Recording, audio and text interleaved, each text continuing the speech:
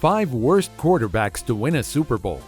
Since Super Bowl I between the Green Bay Packers and Kansas City Chiefs kicked off to finish the 1966-1967 NFL season, many different quarterbacks have won a Super Bowl. Apart from elite names like Tom Brady and Peyton Manning, numerous average or below-average quarterbacks have hoisted the Lombardi Trophy. Sometimes it's luck, sometimes it happens because they're surrounded by top players. So here are the 5 worst Super Bowl champion quarterbacks of all time. But before we begin, kindly subscribe to our channel for more of our amazing content. Please give us a like, share the video, and don't forget to turn on the notification bell for timely updates of our new uploads. Number 1. Jeff Hostetler. With 35-year-old Phil Simms originally under center for the Giants, the veteran ultimately led them to a starting record of 10-0 in the regular season. The next 4 weeks, Simms saw a significant decline in his play as he led the Giants to a 1-3 record and also suffered a mere quarterback rating of 60.8. When his season ended due to a broken foot, the Giants were then forced to turn to Jeff Hostetler. During the final 2 games of the regular season, Hostetler was just fine, securing a 2-0 record and an ultimate quarterback rating of 83.2. During the postseason, Hostetler was able to edge out both the Chicago Bears and the San Francisco 49ers and earn himself a Super Bowl ring after a close victory of 2019 against the Buffalo Bills. What most don't realize is that with 4 seconds remaining in the Super Bowl, Bills kicker Scott Norwood missed a 47-yard field goal, which ultimately handed the Giants the Lombardi Trophy that year. Hostetler would go on to leave the Giants in 1993 for the Raiders, and he winded up finishing his career as a backup for the Washington Redskins in 1997. Was he the worst quarterback to ever win himself a title?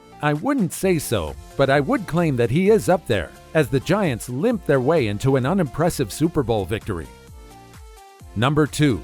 Eli Manning.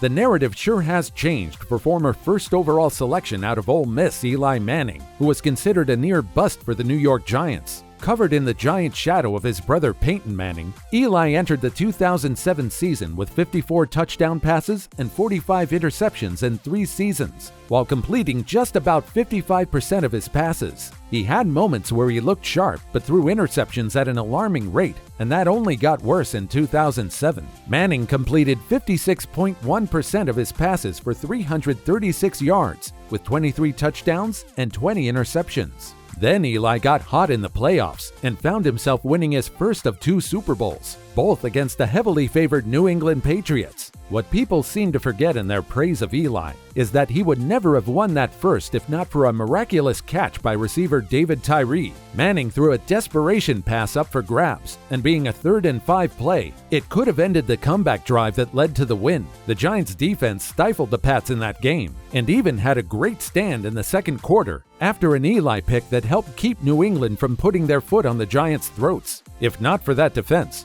a miraculous play by Tyree, and drop passes by New England in their rematch at Super Bowl 46, Manning would be seen in a different light. Without any rings, Eli would be harshly criticized for throwing an average of 16.5 interceptions per season, including an embarrassing 3 seasons of more than 20. In 2007, he threw 23, 2010, he tossed 25, and in 2013, he had a ridiculous 27 interceptions. Football is the ultimate team sport, but a team victory gives a quarterback immunity for the rest of his life, apparently.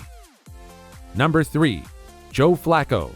History is going to show that Flacco winning a Super Bowl with the Baltimore Ravens is nothing short of stunning. Flacco was on fire back in the 2012 postseason, throwing 11 touchdowns against 0 interceptions. The former University of Delaware star was able to defeat Andrew Luck, Peyton Manning, and Tom Brady in the AFC playoffs before taking down Colin Kaepernick and the loaded San Francisco 49ers in Super Bowl 47. In the immediate aftermath of his championship run, Flacco was awarded with a 6-year, $120 million deal, which might be the worst contract ever in the league.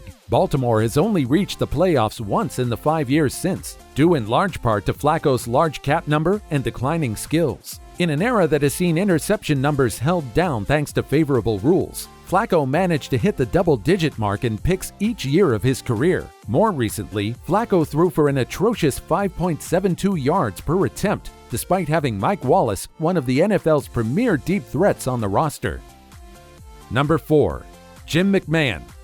Jim McMahon was the 5th overall selection by the Chicago Bears in the 1982 NFL Draft, and he was as interesting as they come at the position. As a player, he was never necessarily a bad quarterback, but he also was never really that good. McMahon had the luxury of being on the right team at the right time as he worked with legendary coach Mike Ditka and running back Walter Peyton. Defensively, the Bears were one of the best groups ever during much of McMahon's time in Chicago. They featured future Hall of Famers like linebacker Mike Singletary and defensive end Richard Dent. The quarterback did enjoy his best season in 1985, preceding their Super Bowl 20 win. He threw for 2,392 yards with 15 touchdowns and 11 interceptions. In his 15-year career, McMahon barely managed to get triple digits in a touchdown, hitting exactly 100 while posting 90 interceptions. He finished his career once again, going to the right place at the right time, as McMahon was a member of the 1996 Green Bay Packers team that saw starting quarterback Brett Favre win his lone Super Bowl.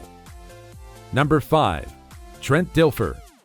How can you tell when a Super Bowl winning team wins in spite of rather than because of their quarterback? One way to tell is when the said quarterback isn't even on the roster the following season. That's precisely what happened with the man who is now synonymous with the term game manager. Just before the 2000 season, Trent Dilfer signed with the Baltimore Ravens to back up Tony Banks, but eventually found his way to the starting lineup. Dilfer was able to play mistake-free football and help the team with one of the best defenses ever to win the Super Bowl on January 20th, 2001 in Tampa. Dilfer went 7-1 as the starter that season while throwing for 1,502 yards with 12 touchdowns and 11 interceptions. Not only was he never supposed to start for Baltimore, but he also became the only starting quarterback to be let go after winning a Super Bowl. To further cement Dilfer's status, he wasn't even signed to start for anyone after the 2000 season, as the Seattle Seahawks brought him in to back up Matt Hasselbeck.